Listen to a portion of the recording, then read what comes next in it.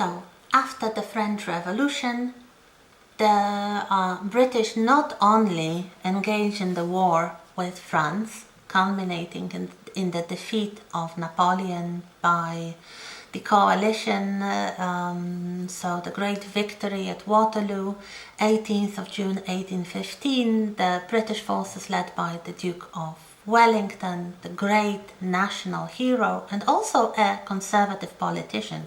He served as a prime minister as well. And there was a great atmosphere of national pride, but at the same time, people in England, especially the middle class people, the city dwellers, the bourgeois, demanded political reform. So what we have in the first decades of the 19th century, before Victoria's accession, is quite a lot of reforms. And let me just keep it for a while I talk, so you will see. In 1811, the Regency starts. It continues until 1820, when George III dies and the Prince Regent is crowned as George IV. He lived for 10 more years. He died in 1830. His only daughter died before him. We'll talk about the royal family. It's a very interesting and a very tragic story.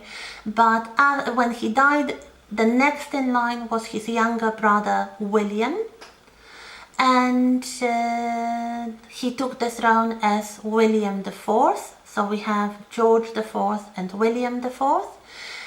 He was a middle-aged man with failing health, just as George IV before him. So he didn't reign for a very long time, and in 1837 he died, also leaving no heirs.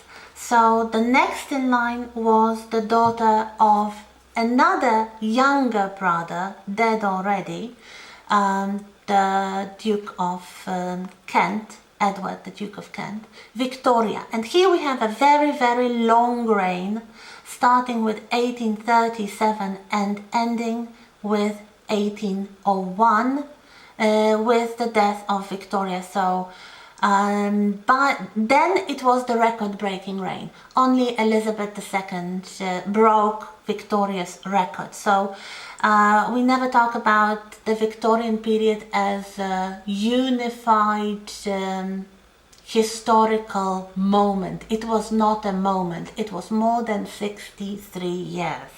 So we'll talk about it a little bit more, the internal subdivision of the Victorian period. But now let's move on a little bit to this reform caused also by the political climate caused by the French Revolution before Victoria. So George IV and William IV, also the last years of George III in the Regency period.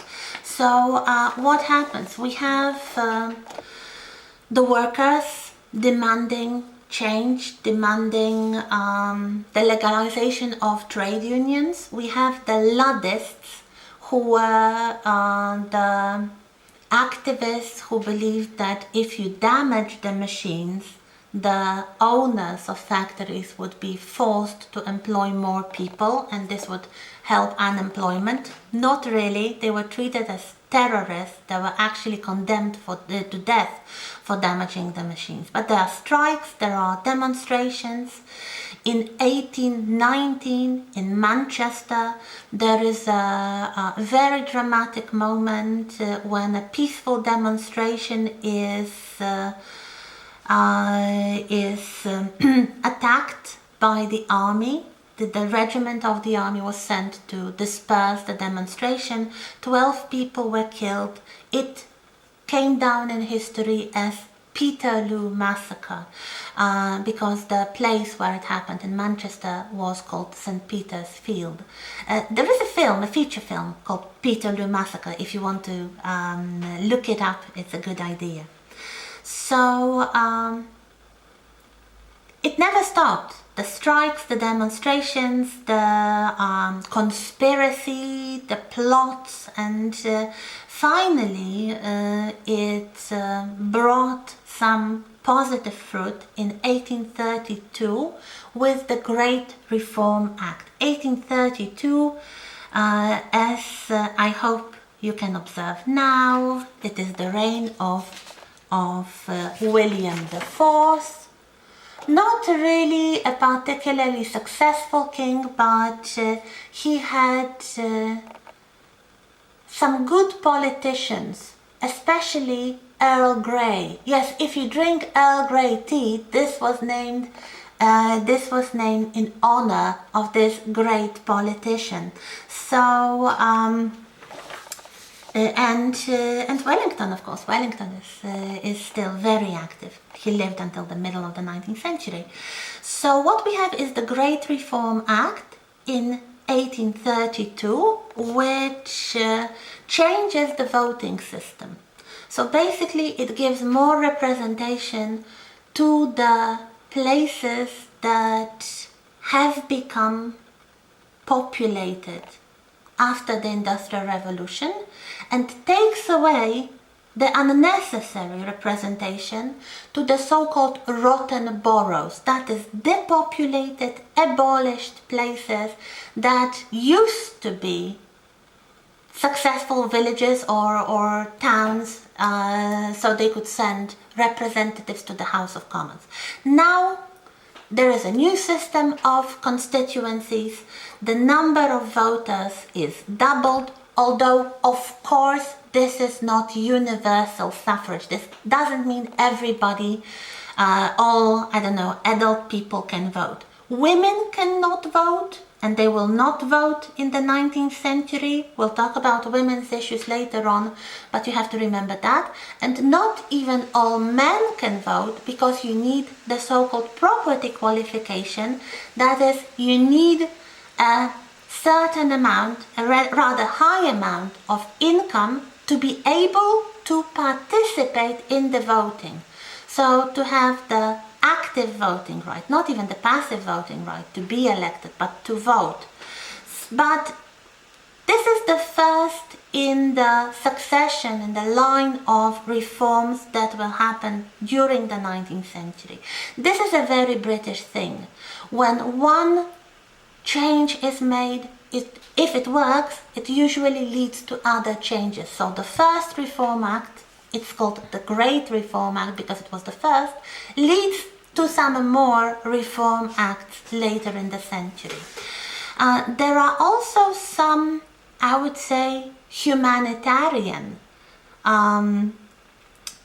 reforms made in the 30s. First of all, in 1833, there is the abolition of slavery in the entire British Empire, not only the British Isles, but also the colonies. This is something very momentous, very important. Slavery, of course, remains in operation in America, but in Britain it is illegal. And this was done after much campaigning. Actually, slavery and slave trade and the profits of slave trade are kind of dark page of the 18th century history. The 19th century tries to remedy that. Also, in 1833, the first of many factory acts trying to bring some order and some human rights into the working conditions. So before that, it was a complete laissez-faire, so do as you please, for the owners of the factories. So they could employ anybody for any wage, any conditions that the poor and destitute people would agree on, and of course they would agree on anything. The first Factory Act was mostly concerned with the employment of children, and this remains a problem because the child labor is still a big problem in the Victorian period, but the Victorians were the first generation to try to do something with it.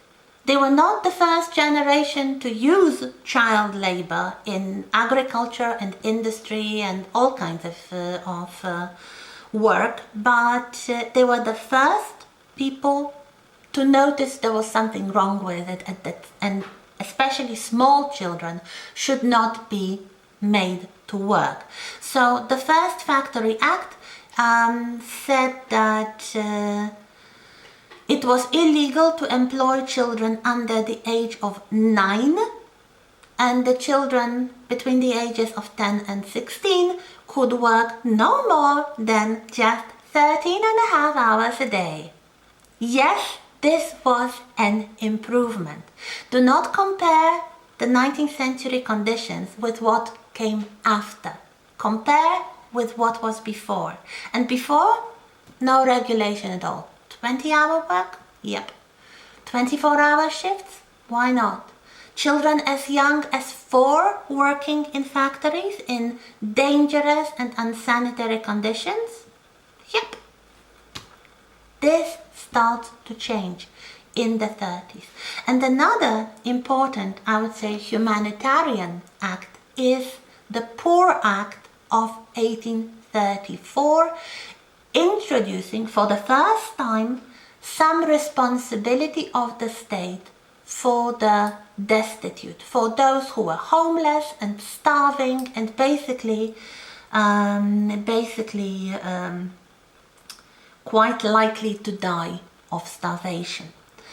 Earlier, this was organized locally through mostly church, parishes and church charity organizations, but after the Industrial Revolution, we have 2 very powerful forces that will dominate the entire 19th century and influence everything in the 19th century: industrialization and urbanization. So the agricultural economy changes gradually but very visibly into the industrial economy, and the old way of life based on little towns and villages is replaced by the modern way of life based on cities, big cities, so mass migration, urbanization, growing cities, first in a very chaotic way, later on in the Victorian period, all those cities will start to be more orderly and beautiful and basically better living places. So what happens with the Poor Act is that a very notorious 19th century social institution is introduced called the workhouse. The workhouse was a shelter for the homeless. They could volunteer, go there, apply to be admitted, but it was very difficult to leave the workhouse because, well, the idea was to provide basic shelter and some food in exchange for hard physical labor, like laundry service for women and hard road works for men mostly. The families were disjoined, so men and women and children lived separately in separate parts of the workhouse. The idea was to make it as unpleasant as possible, so only the real destitute would volunteer to live in a workhouse if they were really facing death from starvation. Otherwise, they would do anything to stay out of it. We'll probably end up talking about workhouses because they are such a notorious dark aspect of Victorian culture. They were introduced as a humanitarian institution, but they were meant to be the last resort. They were meant to be discouraging so that not everybody, like 15% of the society who needed some help, would go and live there. So that's the situation before Victoria's accession. She came to the throne as a very young woman. She was barely 18. It was just 2 or 3 weeks away if her predecessor, her uncle, William IV, died. A month earlier, there would be another regency, with Victoria's mother, the Duchess of Kent, probably acting as Princess Regent. But Victoria was very independent, and she really wanted to be free from the constraints of the court, of her domineering mother and her cronies. So that's really what happens. And here we start the great Victorian age. And the Victorian age really dominates the 19th century from Victoria's accession in 1837, let me say again, to her death in 1901, in January, 22nd of January. This is such a long period that it's usually subdivided into the early Victorian period, the high Victorian period or the mid-Victorian period, and the late Victorian period. So we need 2 moments that would mark a turning point. And these moments happen in 1851 and 1876. In 1851, so the transition from the early Victorian period to the high Victorian period, we have the Great Exhibition, a very proud and successful moment for Victoria and her husband, a German prince, Prince Albert, who came up with the idea of organizing a massive trade fair, showing the power and the innovation and the greatness of the British Empire. So a huge exhibition building called the Crystal Palace was built in Hyde Park in London, and for 6 months it housed the first ever great exhibition. It was an immense success. We will definitely talk about it some more. So much so that it's usually seen as a caesura, as a turning point between relatively frugal and poor, hungry 40s, so the early Victorian period with some problems, we'll talk about them in a moment, and the happy, more wealthy, more complacent, high Victorian period between 1851 and 1876. In 1876, Victoria was proclaimed the Empress of India. She got another title from the Parliament on top of being the Queen of the United Kingdom of Great Britain and Ireland, entire Ireland, not Northern Ireland, because it was not yet divided. She was given an additional title of the Empress of India. So the late Victorian period, from this moment to Victoria's death in 1901, is usually seen as the golden age of the British Empire. We'll talk definitely much more about the private life of Queen Victoria, her family life, her relationship with Prince Albert. Here I only put the year 1861, when in December Prince Albert died after a short illness. He was still a young man. He was in his, they were the same age. He was 42, I think, so they could hope for a long life together. He caught an illness. It's still somehow debated what it was, but within a few weeks he was dead. Victoria was devastated, and this really influenced her for the rest of her life when she emerged into the public eye again years later, like almost 10 years after Prince Albert's death, when she showed herself at a public occasion. She was dressed in black and she became known as the Widow of Windsor. The Widow of Windsor was the kind of, nickname that the subjects gave Victoria when she became a widow. And she remained the Widow of Windsor for 40 years. So this was really a very long and characteristic, to say the least, phase in the British history. So a little bit about the three phases of the Victorian period. So the first phase, the early Victorian period, is, as I said, quite riddled with problems.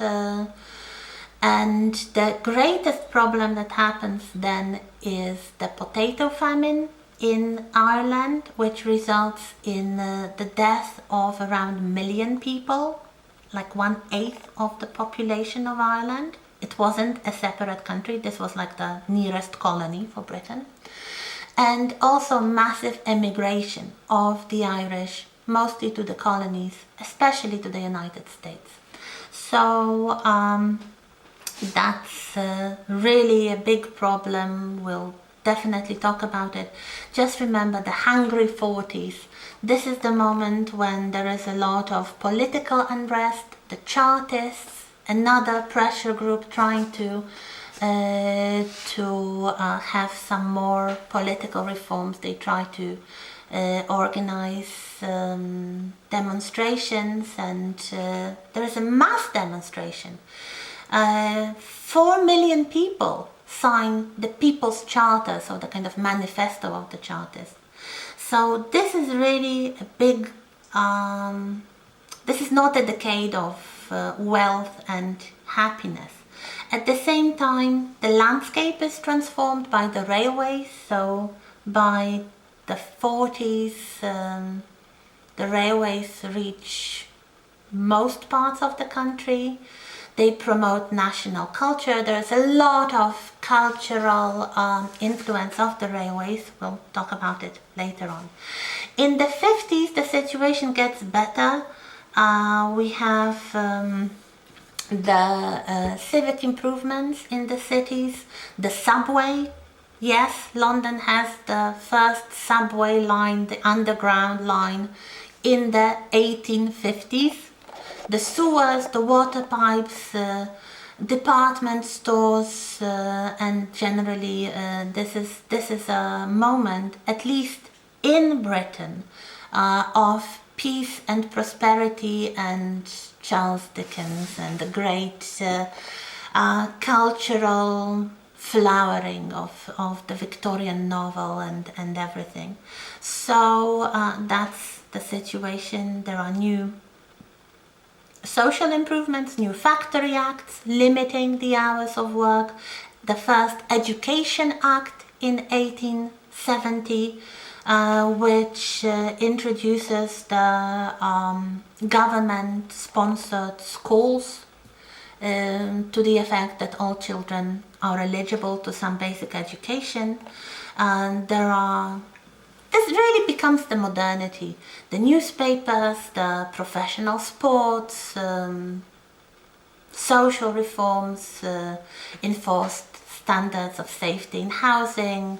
So basically this is a very stable moment politically, with just two political parties alternating, the Conservative Party and the Liberal Party. We'll talk about the politics later on, but this is a very stable political moment which is translated into prosperity and peace. Not so much in the colonies. They have problems in the colonies and abroad.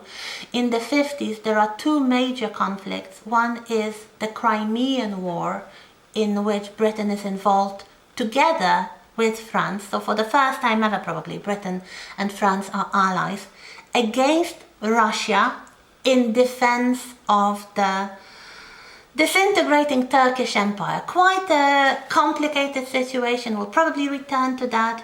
But two things to remember for now. One is the daily press coverage in Times for the war correspondence. And the other thing is Florence Nightingale, the woman who was personally responsible for the reform of the nursing system. She was the army medical nurse, and later on she basically reformed the nursing system in Britain. Then in 1857 there is the Indian Mutiny, a massive insurrection in India of the native troops against the British officers. This is really a serious problem for the colonial administration, and the result is, of course, the very bloody suppression of the insurrection and taking over direct rule of India. We'll talk about the empire. Don't worry. This is something quite important. The late Victorian period is, I would say, less comforting in its tone than the high Victorian period.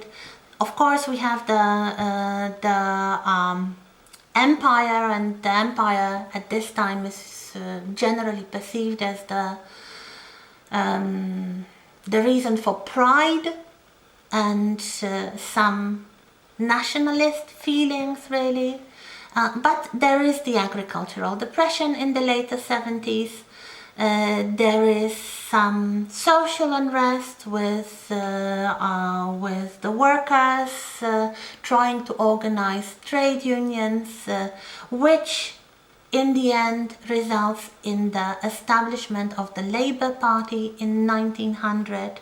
So something to indicate that there will be problems with the working class in the early 20th century, and even in the Edwardian period, so the very first decade of the 20th century. And the improvements and inventions continue. So we have the typewriter, the telephone, the urban population is growing. Actually, at the end of Victoria's reign, around 80% of the British population live in cities, which is like a complete reversal of what was at the beginning of the 19th century. We have two more basic issues. One issue is the problems in Ireland. Ireland starts to demand what they call home rule, that is at least partial self-government. One of the great political leaders of the 19th century, the leader of the Liberal Party, William Gladstone, was a great proponent of home rule for Ireland. It didn't happen in the 19th century, but it led to the Irish Revolution in the early 20th century. The other thing is women's rights and the suffragettes, the campaigning and petitioning for the right of vote to women, and generally the growing visibility of women in the social life. Women get the right to higher education, they enter the workforce, middle class women start having job opportunities. So it's not only something that poor working class women have to do because of the social conditions. We continue in a moment.